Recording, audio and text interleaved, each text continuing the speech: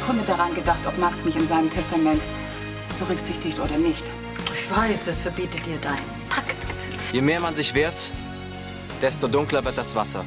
Und gegen das Ende sind wir alle machtlos. Und alles Weitere wird sich zeigen. Was redet er denn da? Dreht er jetzt völlig durch? Und Nicole, woher hast du Max denn gekannt? Meine Mutter hat lange als Haushälterin für ihn gearbeitet. Max hat sich immer rührend um Nicole gekümmert. Mein gesamtes übriges Vermögen sowie meinen Grundbesitz und alle Firmenbeteiligungen vermache ich in tiefer Liebe und Dankbarkeit. Fiona Beckmann.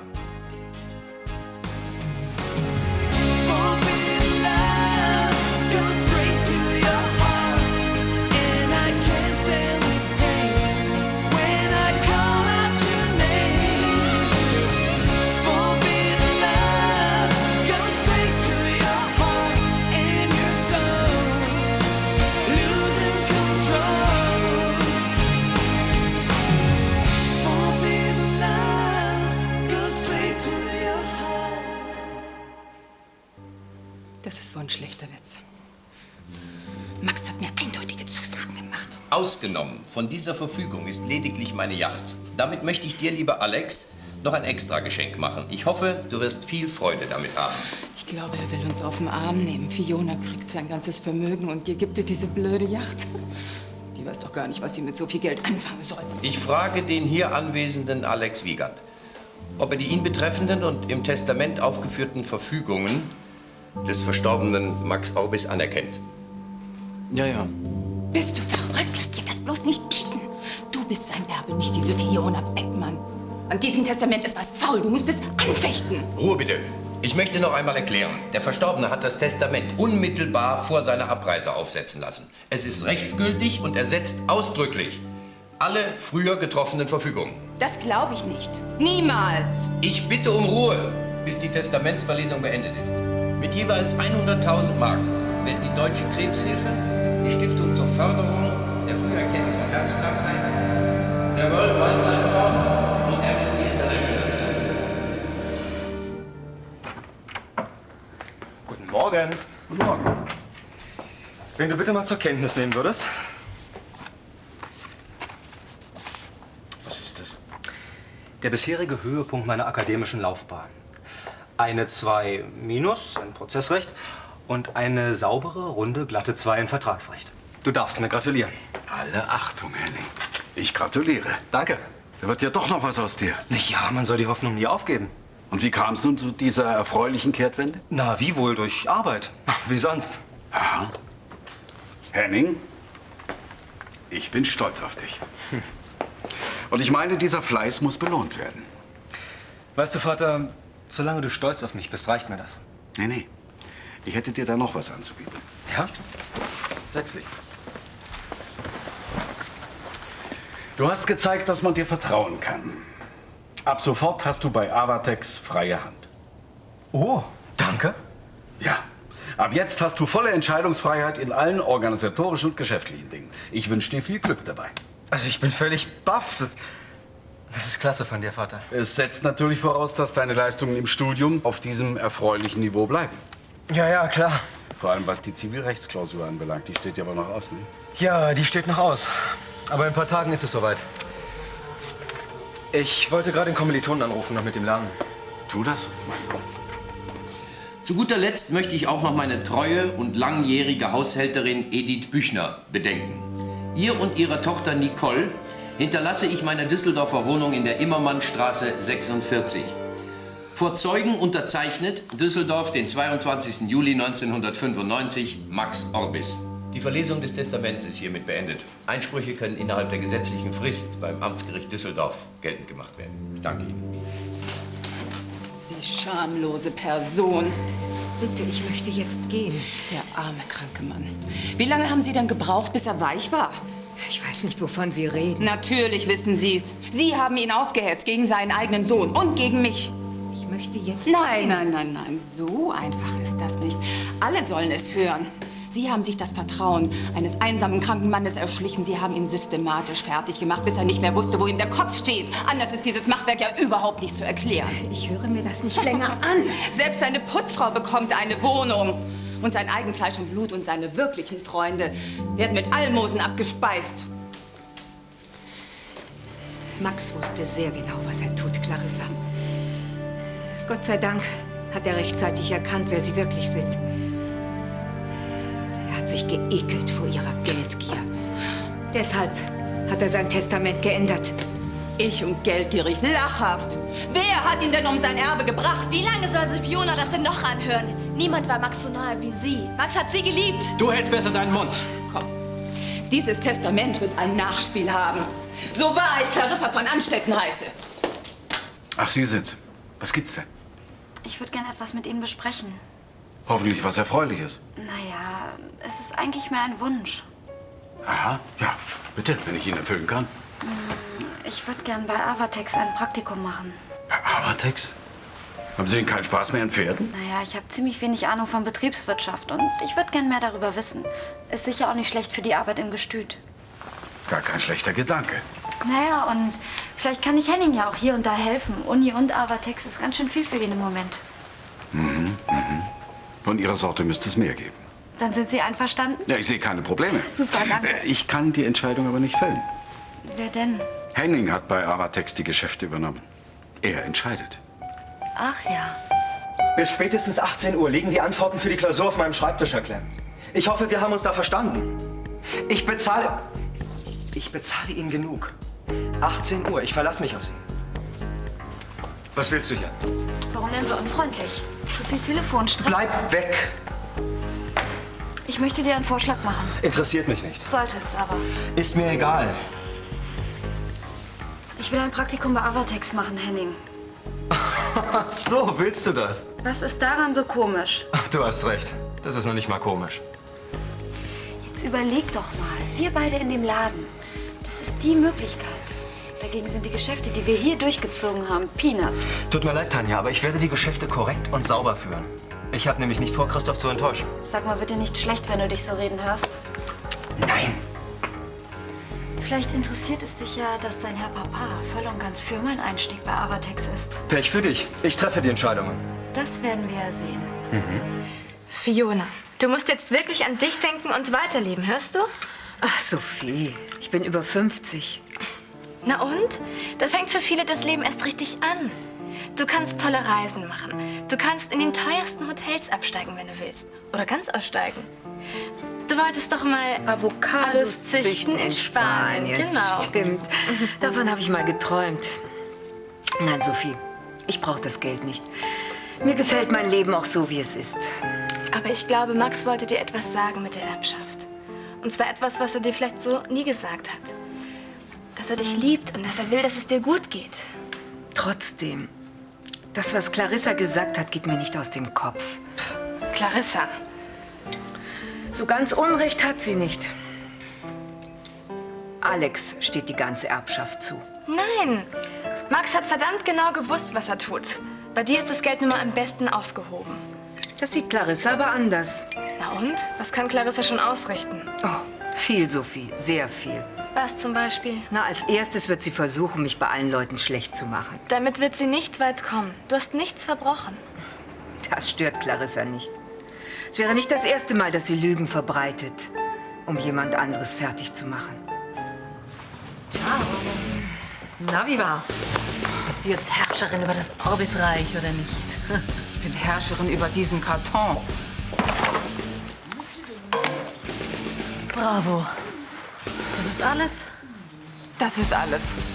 Blöde Fotos, bescheuerte Briefe. Wir sind betrogen worden. Wer ist das Wir? Na, Alex und ich im Farm betrogen worden. Ich kann es einfach nicht glauben. Max hat seinen eigenen Sohn mit einem Butterbrot abgespeist. Ist aber nicht nett. Diese lächerliche alte Schachtel, die nicht mal ihre armselige Frühstückspension gemanagt hat. Jetzt ist sie die Leiterin eines der größten Unternehmen in der Region. Meinst du Fiona Beckmann? Ich kann den Namen nicht hören, sonst vergessen ich mich. Schon gut. Und was hast du jetzt vor? Alex? Ich? Ja? Ach, nichts. Ich finde das Testament ganz okay. Das mit der Konzernlage, das hätte ich sowieso nicht gekonnt. Hallo. Hallo. Na, ich habe mir gedacht, dass du hier bist. Ich habe auf dich gewartet. Wie geht's dir denn? Ach gut, warum? Naja, gestern auf der Beerdigung sah das nicht so aus. Ein Traumpaar, findest du nicht, Clarissa? Wie füreinander geschaffen. Habt ihr was dagegen, wenn ich ihn euch entführe? Ich glaube, ein Spaziergang tut ihm jetzt ganz gut. Nimm ihn mit. Einen schönen guten Tag, der Herr. Hätte es durchaus werden können, wenn ich dich jetzt nicht getroffen hätte. Tja, an das Gefühl wirst du dich gewöhnen müssen. Welches? Meinen Anblick zu ertragen. Ist das eine Drohung? Eher eine Information. Ich fange bei Avatex an. Auf welcher Matratze hat denn das Vorstellungsgespräch stattgefunden? Auf der von Henning? Kümmer du dich besser um deine eigenen Angelegenheiten. Um meine Karriere brauchst du dir keine Sorgen zu machen. Ach, Herr Klemm. Hallo. Sie wollen bestimmt zu Henning, stimmt's? Ich bringe Sie sofort hin, aber vorher würde ich gern was mit Ihnen unter 4 Augen bereden. Geht das? Ja, natürlich. Gut, dann zeige ich Ihnen jetzt den Park. Hi, hallo. Ich muss unbedingt was essen. Beim Lesen. Ja, wir haben leider nur was Kaltes. Völlig egal, irgendwas. Wie geht's Ihnen denn? Ich weiß nicht. Wir waren jetzt gerade eine Stunde spazieren und während der ganzen Zeit kein Wort über seinen Vater oder die Beerdigung. Ich bringe mir ein paar Baguettes. Super.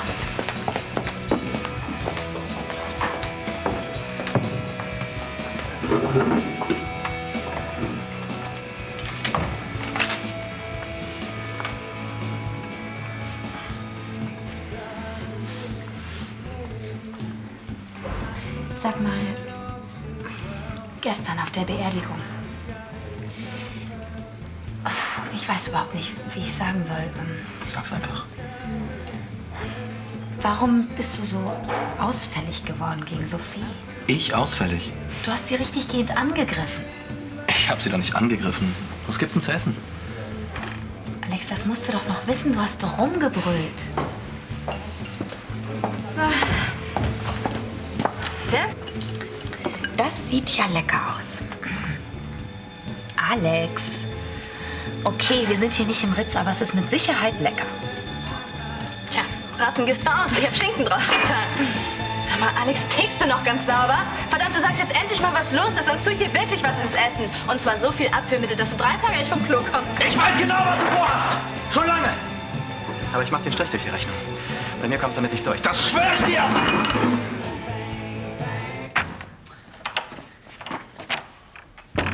Ich hätte gerne ein paar Worte mit dir gewechselt. Tut mir leid, Jan, ich arbeite. Komm später noch mal wieder. Ich möchte nur wissen, ob du Tanja einen Job bei Avatex angeboten hast. Ich? Ja, mit dir rede ich. Hat sie das behauptet? Wie kannst du ihr einen Job anbieten? Erst vor ein paar Tagen wollte sie dich bei Sophie verpfeifen. Ich habe ihr keinen Job angeboten. Sag mal, bist du eigentlich völlig blöd oder hat sie dich wieder über die Bettkante gezogen? So ein Schwachsinn. Ich pack die noch nicht mal mehr mit der Kneifzange an. Ich habe ihr keinen Job angeboten. Das klang aber verdammt noch mal so. Was genau hat sie dir erzählt? Dass sie in ein paar Tagen bei Avatex anfängt und ich mich schon mal darauf einstellen soll. Dieses verdammte kleine Luder. Das hätte sie wohl gern. Aber nicht mit mir, die kommt mir nicht in die Firma. Ich habe so meine Zweifel. Ich bin doch nicht lebensmüde und hol mir die Pest ins Haus. Da bin ich ja gespannt. Was hast du nur gegen sie? Alex, irgendwas muss doch passiert sein. Du schreist sie vor allen Leuten an. Jetzt das eben in der Kneipe. Was ist los? Mir kannst du es doch sagen. Sie hasst mich. Was? Sophie hasst dich nicht, Alex, das weißt du genau. Nicht so laut. Sie hört mit. Sophie ist in der Küche. Ich schwör's dir, sie hört mit. Sie ist überall. Manchmal sogar in meinem Kopf. Sie weiß genau, was ich denke. Bist du dir ganz sicher? Total. Woher soll sie sonst wissen, wovor ich am meisten Angst habe? Wovor hast du am meisten Angst? Vor Gift. Das war doch kein Zufall eben. Und dann hat die Stimmen. Was für Stimmen? Naja, Stimmen. Sie sind überall. Manchmal kommen sie aus dem Fernseher, manchmal aus dem Radio. Und sie tritt extra laut auf. Meinst du wirklich, sie tut das mit Absicht? Natürlich. Sie will mich quälen. Ich weiß es genau. Es tut so weh. Alex, vielleicht ist alles nur ein Missverständnis. Ausgeschlossen. Oder du bist krank. Ach. Hat sie dich jetzt auch schon so weit? Nein, nein, nein. Sag sowas nie wieder. Alex, ist gut, ist gut, ist gut. Alex, ist gut. Sie weiß genau, was sie tut. Okay, okay.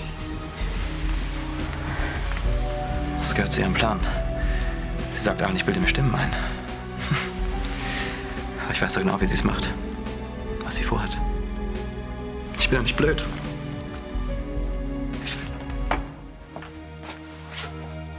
Was ist denn mit meiner Tochter los? Gleich 2-mal in einem Tag? Ich mache mir Sorgen um Alex. Die sollte sich mal besser selber machen. Wieso? Na, jemand, der ohne mit der Wimper zu zucken zig Millionen verschenkt, muss doch verrückt sein. Mir kommt die Galle hoch, wenn ich nur daran denke. Es steht halt so im Testament. Du warst ja nicht dabei. Unverschämt, wie die beiden sich aufgeführt haben. Wer denn?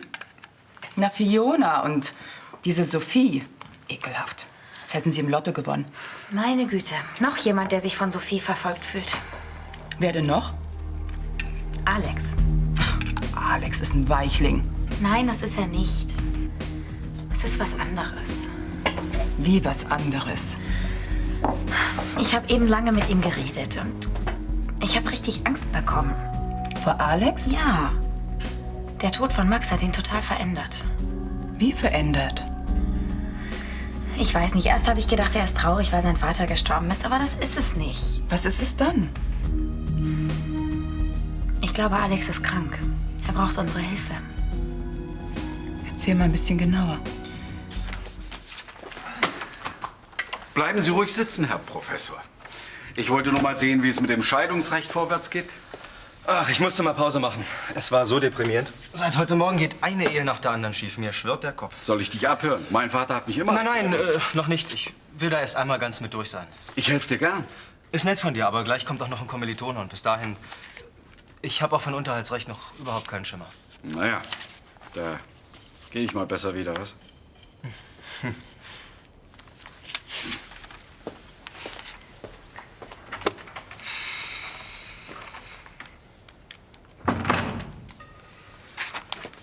Den Lehrstuhl für Familienrecht, bitte. Von Anstetten hier. Ich hätte gern Herrn Klemm gesprochen. Er ist nicht da? Hat er was für mich hinterlegt? Für Van Anstetten? Nicht. Ah ja. Dann sagen Sie ihm bitte, dass er mich so schnell wie möglich zurückrufen möchte. Es ist sehr dringend. Sie folgt mir überall hin. Und hast du eine Ahnung, warum sie das macht? Ich weiß nicht. Ich glaube, sie ist einfach schlecht. Es steckt in ihr, ich spür's. Wahrscheinlich ist es so eine Art Strahlung.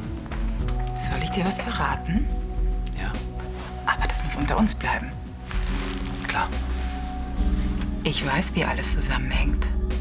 Wirklich? Ich habe auch schon bemerkt, dass Sophie hinter dir her ist. Dann glaubst du mir also? Ja, natürlich glaube ich dir. Aber glaub mir, Alex, das ist noch nicht alles. Nein? Es ist nämlich gar nicht Sophie, die hinter dir her ist. Es ist gar nicht Sophie. Sie wird von jemandem gesteuert. Und weißt du wer? Wer? Fiona. Was? Fiona hat Sophie völlig im Griff. Sie steuert ihren Geist. Sie kontrolliert Sophie. Du kannst mir glauben, ich bemerke das schon seit Monaten. Dann wird Sophie von Fiona genauso gesteuert wie ich von Sophie. Aber wir müssen was dagegen unternehmen. Ja, ganz dringend. Bevor Fiona alle beherrscht. Ich weiß auch schon was.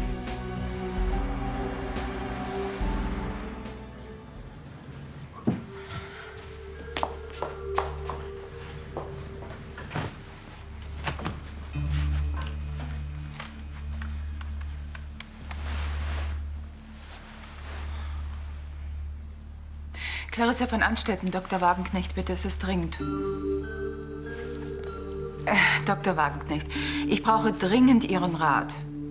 Nein, es geht um den Freund meines Sohnes. Ja, der junge Mann hört Stimmen. Er fühlt sich verfolgt. Ja, das auch. Ja, Henning hat mal sowas erwähnt. Ja, das ist auch schon vorgekommen. Schizophrenie? Ach, kann man denn das so eindeutig? Selbstverständlich. Ja, wir werden mit ihm zum Arzt gehen. Sie haben mir sehr geholfen, Dr. Wagenknecht. Ich danke Ihnen. Er hat mir hoch und heilig versprochen, dass er die Unterlagen vorbeibringt. Und bei Ihnen sind die auch nicht aufgetaucht, nein? So eine Schande. Trotzdem, danke. Wiederhören. Hallo. Hey, du siehst ja so fertig aus. Hat sich dein kleines Hirn überanstrengt? Was hast du da? Ach, das hatte ich glatt vergessen. Sind das meine Klausurunterlagen? Ich glaube schon. Clem hat den Umschlag vorbeigebracht. Ich war vorhin mit ihm spazieren, weil er so blass ausgesehen hat. Komm, gib sie her. Erst der Job bei Avatex, dann der Umschlag. Du hinterhältiges Miststück. Was ist denn hier los? Ist nur Spaß. Henning und ich, wir haben gerade über Avatex gesprochen. Brainstorming. Naja, und jetzt will er mir meine Unterlagen nicht wiedergeben. Ich freue mich schon drauf, mit Henning arbeiten zu können. Kann ich mir vorstellen. Ich kann sicherlich noch viel von ihm lernen. Wie Clarissa vor 20 Jahren. Der gleiche Ehrgeiz. Ich muss immer an Alex denken. Irgendwie muss man ihm doch helfen können. Ich war bei ihm, Julia. Du? Wann? Heute Nachmittag, nachdem du gegangen bist. Und? Hat er immer noch so komische Sachen gesagt? Es ging ihm gar nicht so schlecht. Seine Nerven waren ein bisschen angespannt, aber sonst... Ich habe mich ganz vernünftig mit ihm unterhalten. Ja, und Sophie hat er dazu nichts gesagt. Fühlt sich ja regelrecht verfolgt von ihr. Er ist extrem sensibel. Da reicht ein falsches Wort. Also so einfach ist es nun auch wieder nicht. Ach, du solltest dir keine unnötigen Sorgen machen. Und die Sache auf der Beerdigung? Julia, 5 Minuten vorher wurde der Sarg seines Vaters ins Grab gelassen. Ich fand das ganz schön hart, wie er Sophie angeschrien hat. Schließlich ist sie daran schuld, dass er vom Tod seines Vaters aus dem Radio gehört hat. Ach, grausamer geht's wohl nicht. Und jetzt? Er hat mir versprochen, zum Arzt zu gehen. Na, wenigstens etwas. Alles, was Alex jetzt braucht, ist Ruhe. Dann ist er bald wieder auf dem Damm. Hoffentlich hast du recht. Mach dir nicht so viele Sorgen, Julia. Und vor allem, sprich mit niemandem darüber. Mir reicht's! Wenn ihr glaubt, ich lasse das noch länger mit mir machen, dann habt euch verdammt nochmal geschnitten. Ich hau ab! Was ist denn passiert? Ich soll sagen, was passiert ist. Ich! Ja, du! Hör endlich auf mit diesem Theater und sag, was los ist! Diese Frau hier, sie hat sich bei meinem Vater eingeschlichen. Sie hat ihn eingesponnen in ihr Netz, bis sie ihn soweit hatte, bis er nicht mehr anders konnte. Und dann hat sie ihn gezwungen, sein Testament zu ändern. Sag mal, glaubst du diesen Mist, den du da redest? Ich glaube es nicht. Ich weiß es. Sie hat alles geplant, jedes Detail, bis sie ihn soweit hatte. Dann hat sie ihn zu dieser Kreuzfahrt gezwungen. Und dann hat sie ihn umgebracht, weil sie an sein Geld wollte. Aber sie wird schon sehen, was sie davon hat.